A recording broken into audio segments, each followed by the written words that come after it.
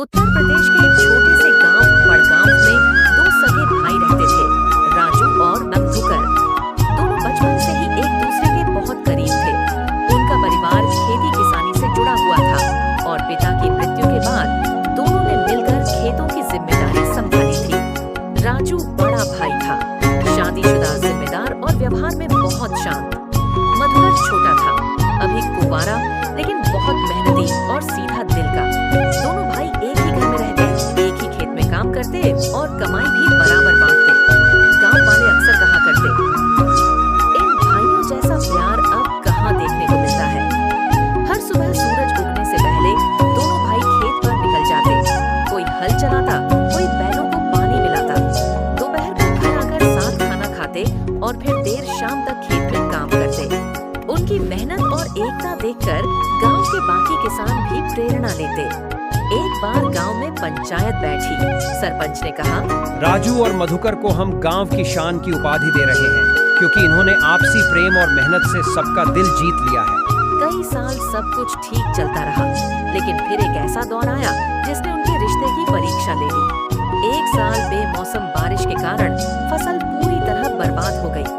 पूरे गांव में हाहाकार मच गया। दोनों भाइयों को भी बड़ा नुकसान हुआ।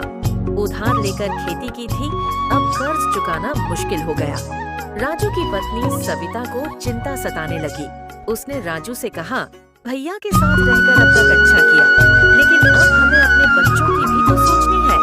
क्यों न जमीन बांट ली जाए। राजू को बात चुभी, लेकिन वह कुछ नहीं बोला। इधर मधुकर को भी गांव के एक लालची व्यापारी ने भड़काया। भाई से ज्यादा तुम्हारी मेहनत है खेत में, जमीन बांटो और अकेले अपने हिस्से का फायदा उठाओ। धीरे धीरे दोनों भाइयों के बीच मनमुटाव बढ़ने लगा। एक दिन बात इतनी बढ़ गई कि दोनों भाइयों ने खेत और घर बांटने का फैसला कर लिया। आंगन में दीवार खड़ी कर दी गई, खेत की मेड़ अलग कर दी गई। अब न साथ खाना, न हंसी मजाक। पूरे गांव को इस दूरी का बहुत दुख हुआ। पड़ोसी बूढ़े चाचा ने कहा, बेटा, जमीन तो फिर से मिल सकती है, पर रिश्ते एक बार टूटे तो फिर नहीं जुड़ते। लेकिन दोनों भाई उस वक्त गुस्से में थे, कुछ सुनने को तैयार नहीं थे। उसी साल गांव में एक नई मुसीबत आई। पास के नाले का बांध टूट गया और पानी खेतों में घुस आया। अगर तुरंत बांध नहीं बनाया जाता तो पूरी फसल डूब जाती। गांव के लोग इकट्ठा हुए, लेकिन किसी के पास साधन नहीं थे। तब सरपंच ने सबको इकट्ठा किया और कहा, अगर राजू और मधुकर फिर से एक हो जाएं, तो हम सब मिलकर इस संकट से निकल सकते हैं। सरपंच की बात दोनों भाइयों तक पहुंची। पहले तो दोनों चुप रहे, लेकिन रात को जब मधुकर छत पर बैठा था, उसने देखा कि राजू भी आकाश की ओर देख रहा है। अचानक मधुकर की आंखों में आंसू आ गए। उसे बचपन की बातें याद आ गई। एक साथ कंचे खेलना, खेत में मस्ती करना, और वो दिन जब पिता की चिता के सामने दोनों ने साथ रहने की कसमें खाई थी।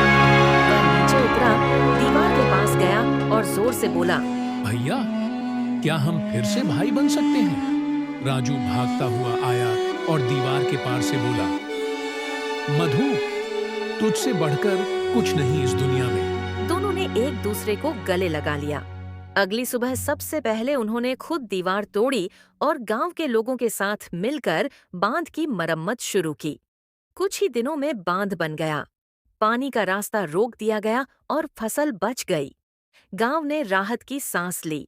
उस साल फसल भी अच्छी हुई और भाइयों का रिश्ता भी और गहरा हो गया। राजू की पत्नी सविता ने भी मधुकर से माफी मांगी और कहा, मैंने जो कहा था वो गलत था। परिवार का मतलब साथ रहना होता है, बांटना नहीं। मधुकर ने हंसकर जवाब दिया। भाभी, आप माँ जैसी हैं, घर आपका ही है। अब दोनों भाइयों ने फैसला किया कि अपने खेत में एक छोटा मंदिर बनवाएंगे।